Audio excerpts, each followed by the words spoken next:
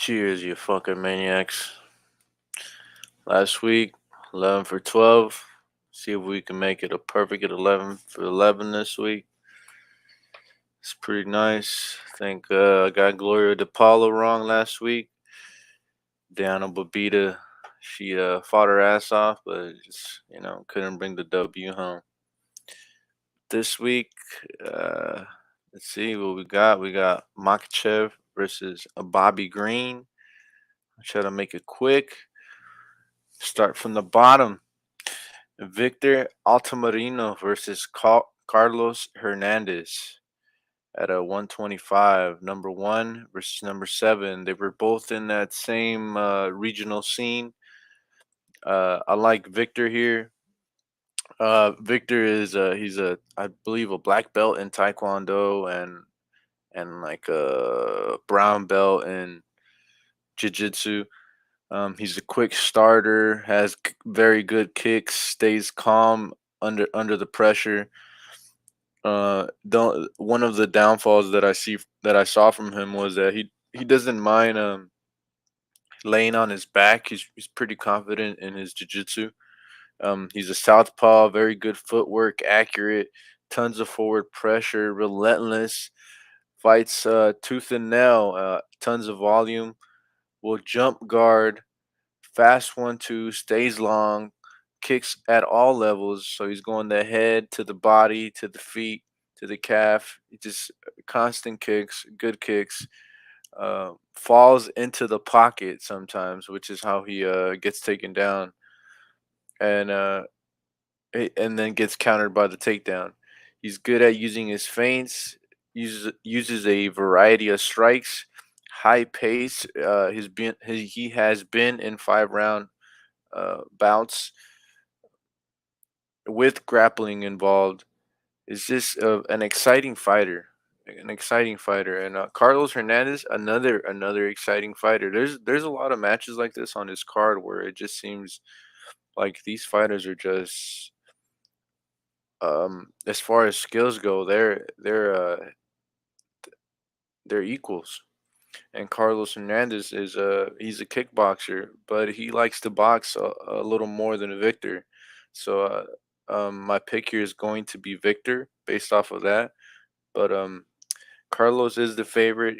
I do think Victor has fought the stronger opponents. His resume seems to be a little better.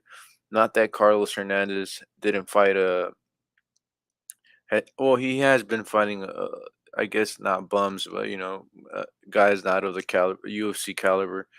Um, but Carlos, uh, m- he lived up to his hype in his recent fight in the Contender Series.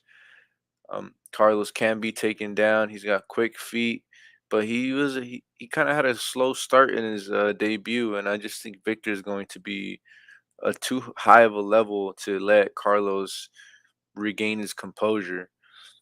Um, he can be taken down. Got taken down 5 times. He overcommits on his strikes, and that's how he gets taken down. Similar to Victor, but even more so.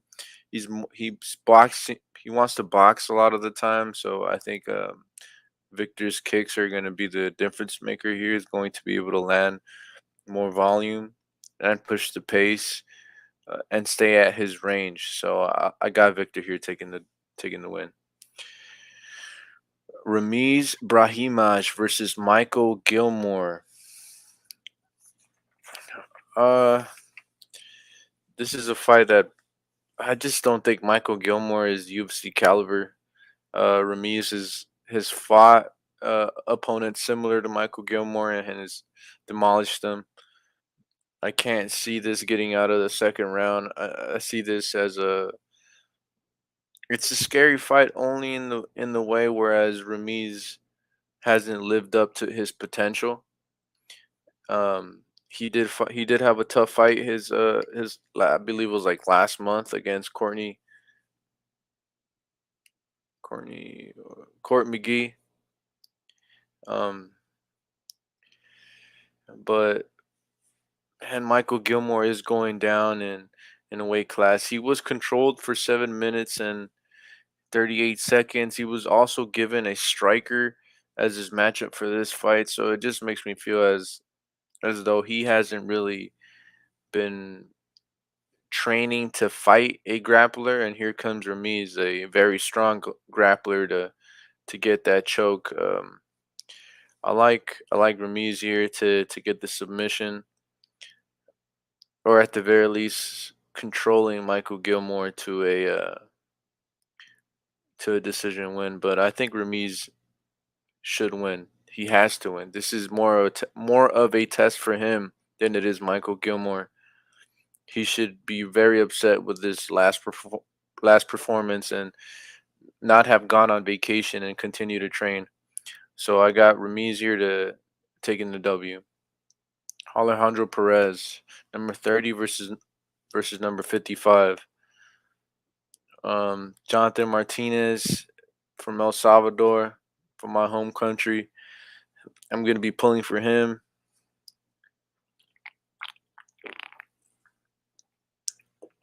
He's got the good kicks. He's got good volume, steady pace, good takedown defense.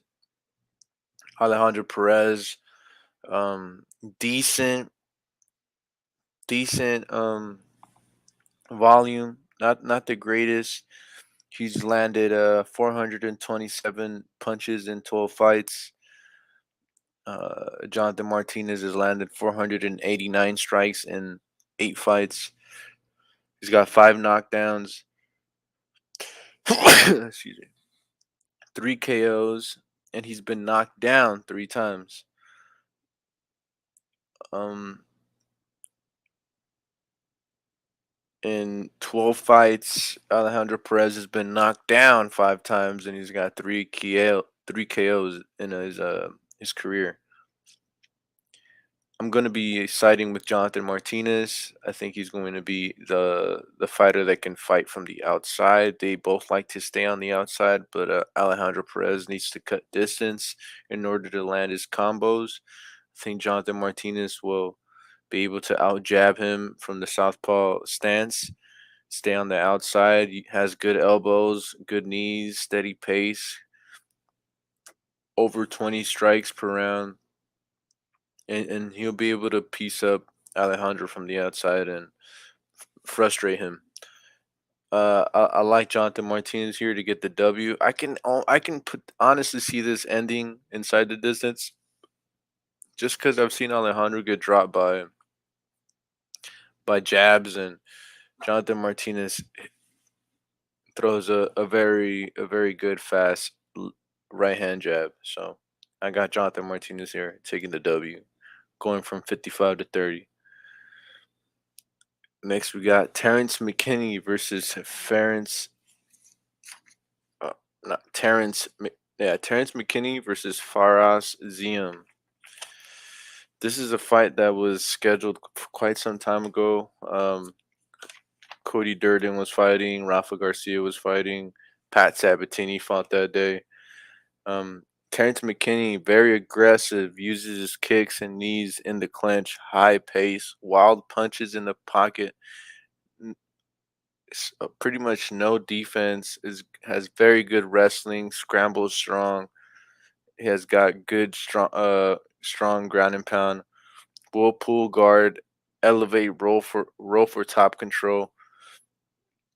Not the best submission defense, and really not a whole lot of technique. I guess, I mean, he does have technique, but it seems like he's using a lot of natural power. He is a southpaw, hands down wrestling, hands down defense. He has a wrestling edge. Um, but it seems as though he wants to strike. That's where he has the most fun, and has a total of 30 minutes of fight time. He Terrence McKinney, he makes it nasty with the takedowns. To me, he is a kill or be killed type of fighter. Um, so I like Ferris here. He just seems to have the more experience. He's got 115 minutes of fight time. Orthodox fighter. He's very technical. Uses his feints. He knows how to win by decision. Not that he's only looking to win by decision. I'm sure he's hunting for these KOs, but he stays on the outside. He looks to get back up from being taken down.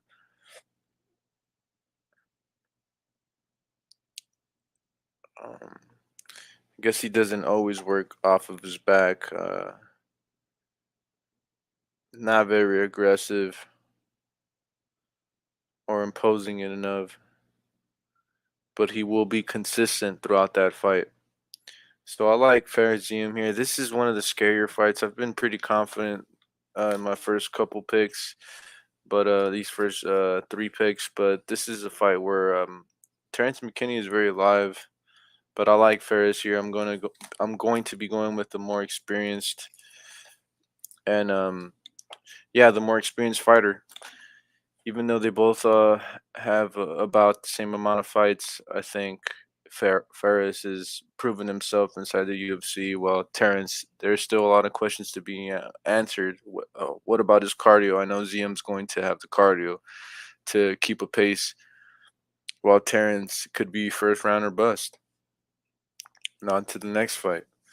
We got Josine, Josane, Joe is insane. Nunes versus Ramona Pascual. This is another difficult fight, considering that I believe Josane's last fight was at 125, 135, 125, 135. KO'd Bay Maleki. It was disgusting, really. It's beautiful, beautifully disgusting. Um, Ramona is coming in on short notice. She is the bigger girl here, the bigger gal. I will be going with Josane Nunes here. She's got tons of forward pressure. Fights southpaw, brings the fight.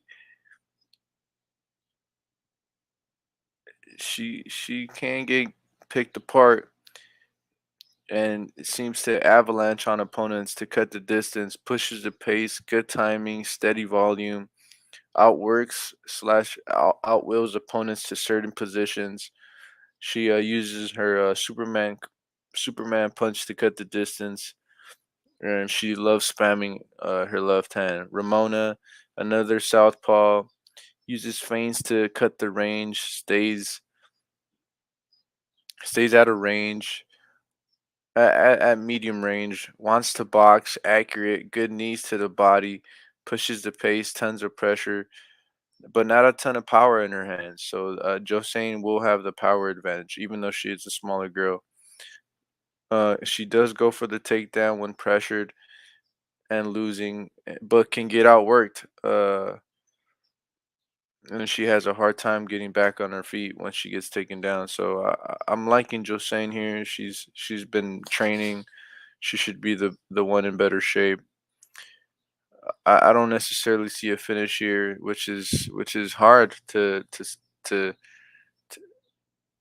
which makes the Josane pick an even harder pick because she should be winning inside the distance. But number 17 against an unranked fighter, I gotta go with Nunes here.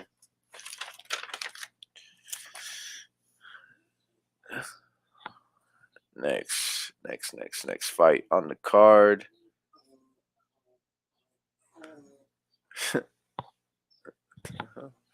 We got Ignacio Bahamondes versus Zurong. Bahama Mamas. Um, I'm liking Ignacio here.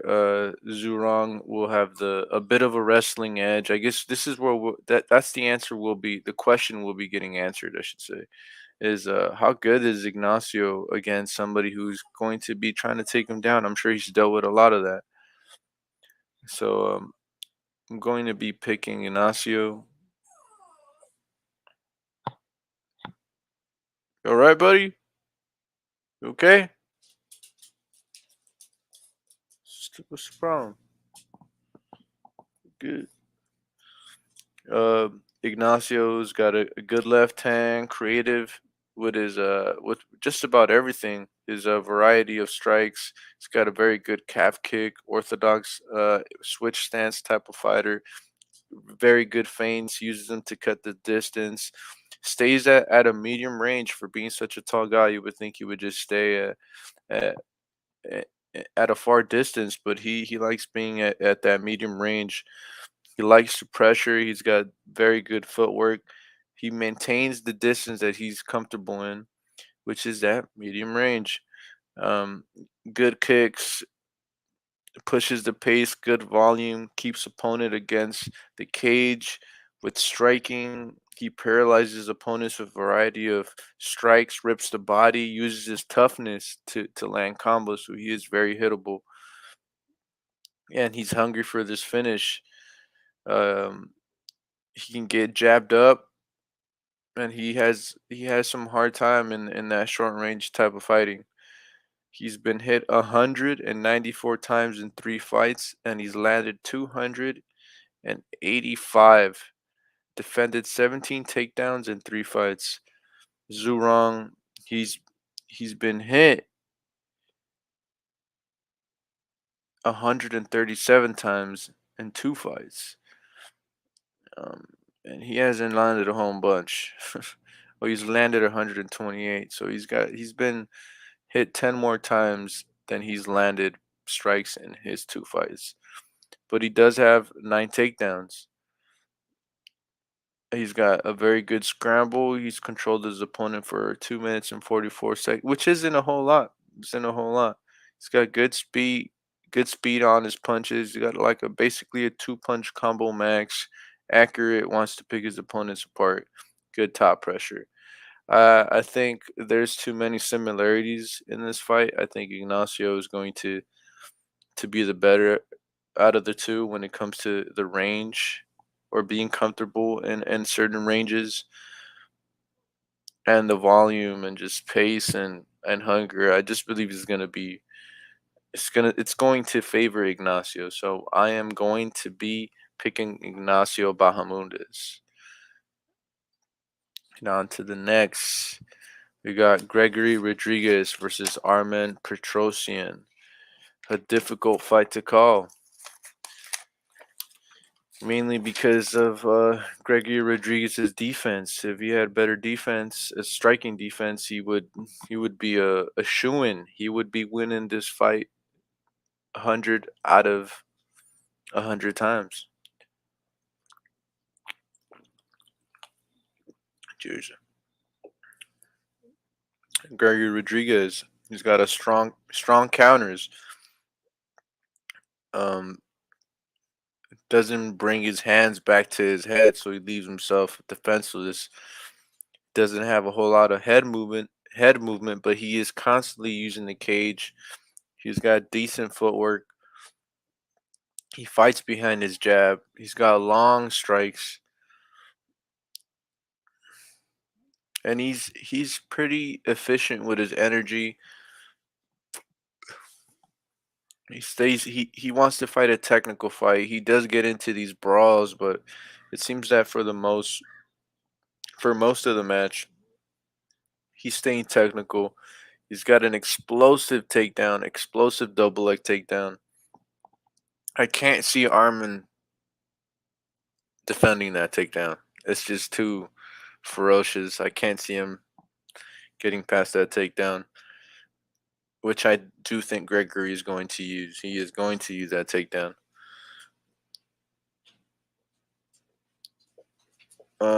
He's got medium volume, not a whole lot, but more than 20 strikes per round. He does have a 2 strike limit during these moments that they're striking, and he does brawl instead of panic wrestling, which sometimes you get upset when people panic wrestle. I would like it if Gregory did this fight, but maybe not. Maybe because then that's how Armin gets a lot of his KOs. He just knocks people out. So I'm going to be picking Gregory Rodriguez. Armin is very live here. He has been controlled in his last fight. So but he's got good scrambles. He does get back to his feet. He doesn't just lay on the ground. but Gregory's going to have a very good back mount, which I believe that's what he's going to exploit this match. This is a hard fight, but I'm going to be picking Gregory Rodriguez. On to the next, Arman Sarukian versus Joel Alvarez. This is probably the hardest fight in the whole card. Arman Sarukian versus Joel Alvarez. What makes this fight so difficult is that Arman is 5'7", Joel Alvarez is 6'3", and these are both very skilled athletes, which makes me want to lean Joel Alvarez, number 18 in the world. But I will be picking Arman. I want to be cool like everybody else and pick Joel, but I will say that Joel doesn't have a whole lot of head movement. He's doesn't have a whole lot of footwork. Just plots forward and wants to push forward. That's when he's at his best. Is when he's able to maintain his distance and keep that pressure. If he's having a fight on his back foot, that's when he has a hard time. And I think Armin will be able to make that happen. He landed 10 of his 12 takedowns in his fight against Frivola. He had 8 minutes and 24 seconds of control time. He had only landed 2 out of 11 against Olivier Morcier, but had 7 minutes and 53 seconds of control time. So I think that control time is going to play a part here. I think the calf kick is going to be important here. It is a scary fight. Joe Alvarez has a nasty right knee, I believe, and that he throws up the middle. And Arman does like to dip his head a lot. He has been hit by those knees, and he has been rocked in at least 2 fights. So this is a difficult fight. The money should be on Joel, but I will be picking Arman. I think he will out wrestle Joel. I think he keep it safe, and I think his footwork will also benefit him in the striking. Usually he stays at range just like Joel, but I like Armin's IQ. He's got very good footwork. He will have the combos and the speed advantage, the accuracy. Joel will have a bit of the power and the ability to finish as his edge. Um, but I will be going with Armand here, number 14, to keep his spot. And next we got Priscilla Cochera versus Jin Yong Kim. I'm gonna start making these a little quicker. Time's running out. I will be going with Ji Yong Kim. I just think Priscilla Cochera doesn't have enough volume and gets hit way too much. Ji Yong Kim has decent power, good volume, and I think she puts those together to put Priscilla potentially out of the UFC. Um, but I'm biased. I'm a little biased here. I do like Ji Young Kim. Um, she's just a badass. It's really the only way I can put it. Priscilla's a cheater. Ji Young Kim is a badass. She gets in there and rock and sock 'em robots and just does the damn thing. So I'm rooting for Ji Young Kim, and I like uh Robertson against what was it? Jillian Robertson, red hair, don't care, but was a nightmare for Miss Priscilla. So I will be going with Ji Kim here, number 35, to keep her ranking. And then we got Misha Serkinov versus Wellington Turman. I got Misha Serkinov taking the W, taking the win, getting that chicken dinner. He's a southpaw. He does leave his left hand low when he's backing up. He's had 4 minutes and 5 seconds of control time against Jotko. Has a difficult time cutting the distance. Wants to box, but a very good grappler. He mainly wants to grapple, but he's got as far as when it's on the feet, he wants to box. I didn't see a whole lot of kicks out of him. Um He lands a little less than 20 strikes per round. He's got decent cardio, very good level change, dominant grappling, and he does try to get up from being taken down. Whereas Wellington Turman is just okay with laying on his back. So I'm going to be picking Misha Serkinov. Also, just his resume, his level of opponents have just been way better than Wellington's. So I'm going to be picking Misha, who's also had a whole camp ahead of him, and he was supposed to fight a very good striker in who we got Murdov, Makhmad Murdov, fighting out of, well, not fighting out of, but has trained with the Money Team TMT. I believe that's the name. So I will be picking Misha here. And on to the main event. Islam Makhachev versus a Bobby Green. This is a fight where I've heard many people say it. Everybody wants it to happen. Well, a lot of people want it to happen. They want Bobby Green to win here.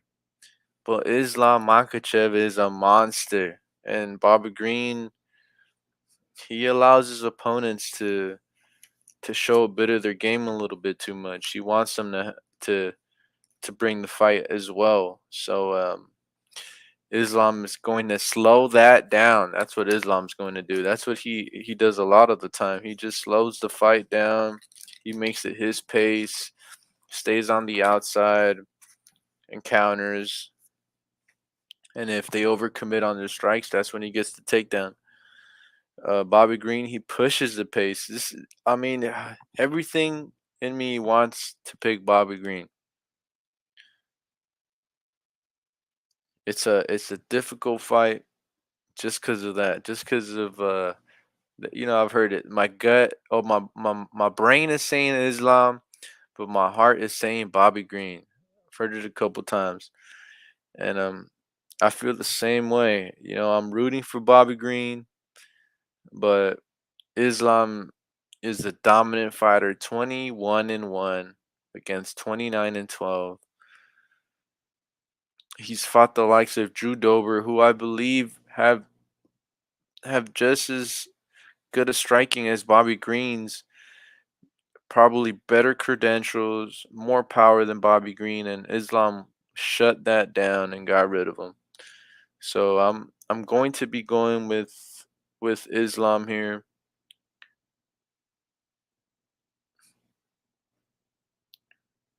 Whether he gets it done in the first round is hard. I think he needs to, and that's what's worrisome is that if he doesn't get it done in the first 3 rounds, I can see Bobby Green having a resurgence and putting piecing up enough strikes to get Bobby Green out of there. I mean Islam out of there. But I will be picking Islam Makhachev, and well, those will be my picks. Let's just instead of talking so much, let's just go through them one more time. It's from the top. Let's go from the top. We got Islam Makhachev, Misha Serkinov, Ji Kim, Arman Sarukian, Gregory Rodriguez, Ignacio Bahamondes, Josein Nunes, Fares Ziam, Jonathan Martinez, Ramiz Brahimaj, and Victor Altamarino. Out of these fights, there was three that really scared me. It was Terrence McKinney, Gregory Rodriguez versus Arman, and Arman Sarukian versus Joel Alvarez. So if you wanted to leave those three out of any type of bet that you're making, I would suggest those. It isn't always the smartest to bet on the very first fight. Both of these guys are very good. There's a lot of fights like this, like where they're prospects. They're just good young prospects going up against each other, and you would wish to see them later down the road, but here they are.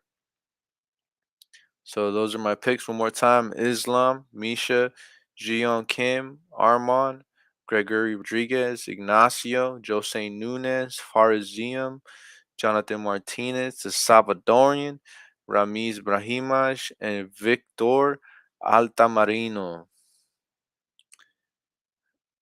This is Champ Focus. Let's get it, let's get it. This is your boy Gambino.